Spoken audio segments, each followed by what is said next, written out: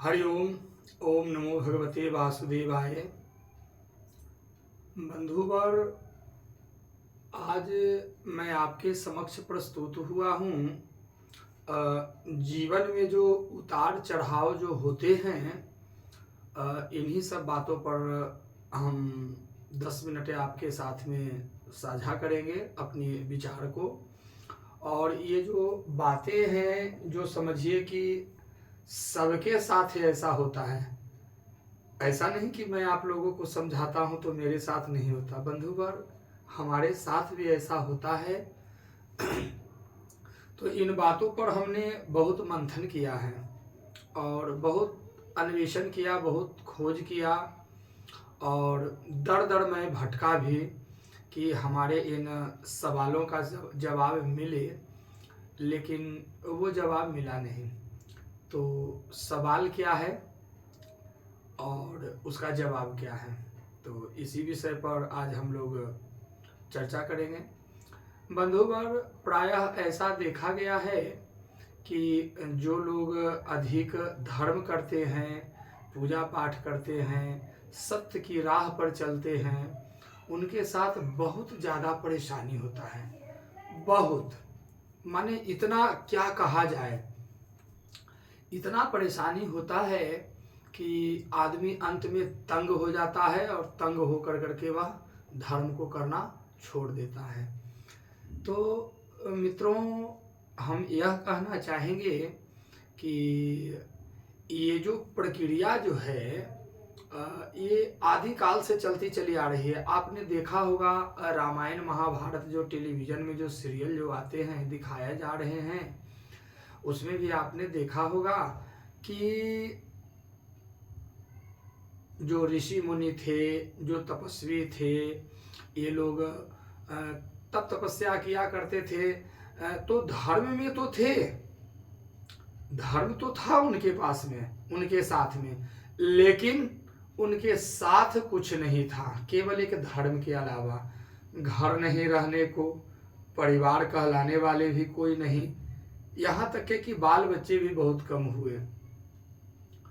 तो ये शुरू से होता आ रहा है, क्योंकि ऐसे भी कहा गया है कि धर्म लोगों में तभी उत्पन्न होता है जब परमात्मा आपको याद करते हैं।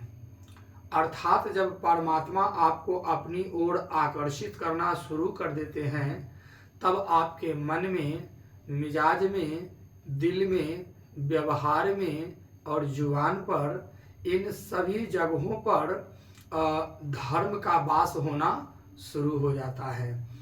और चूंकि कष्ट हैं, तो ऐसे भी कहा गया है कि दवाएं जो होती हैं वो कितनी कड़वी होती है, होते हैं ना। तो उन कड़वी दवाओं को हम लोग खाते हैं और जो हमारे अंदर में जो बीमारी जो होता है, शारीरिक बीमारियां, आदि व्याधियां, वो उन कड़वी दवाओं से ठीक हो जाते हैं। तो उसी तरह से है बंधुवर कि जब आप धर्म शुरू करते हैं, सबसे पहली बात तो यह कि जब आप शुरुआत करेंगे कोई अच्छे से काम को, अच्छे से धर्म के काम को, तो अनेक प्रकार की विघ्न और बाधाएं आनी शुरू हो जाती हैं। विघ्न बाधाएं आती है और उसके बाद में मन आपका ऐसा हो जाएगा जिससे लगे कि अब मैं इसे छोड़ दूं, अब मुझे यह नहीं करना चाहिए। तो ये परीक्षा है, किसकी? परमात्मा की परीक्षा है, जो हमें कई तरीकों से वो परखता है, अर्थात वो एक पात्र बनाता है।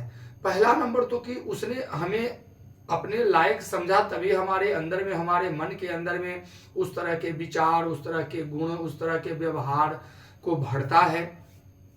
तो उस विचार, गुण और व्यवहार के भरने के बाद भी आपके अंदर की जो शक्ति है, जिसको पराशक्ति कहते हैं, उसको परखता है।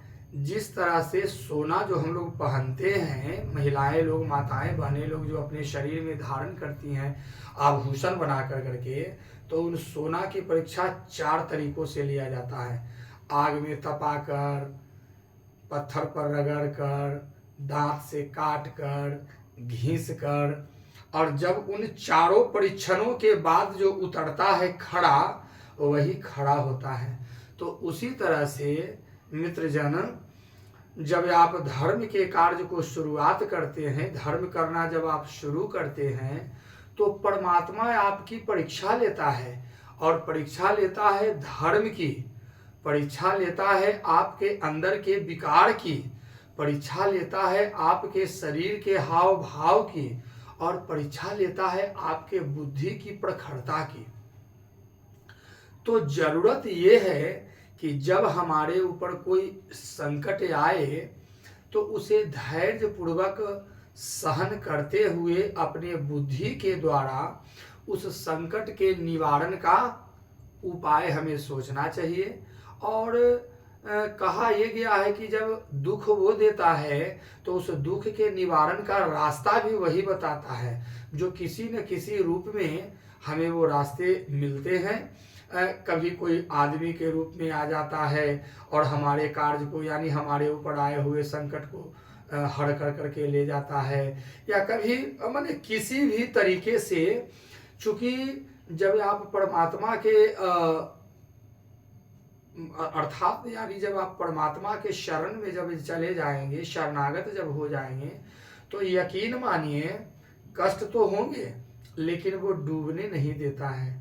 तो यही धैर्य को अपने मन में बसाना है, और जो परमात्मा के कार्य को कर रहे हैं उन कार्य को करते जाना है। हाँ, थोड़ा देर सवेर लेट होता है, लगता है, उसके लिए कोई बड़ी बात नहीं है।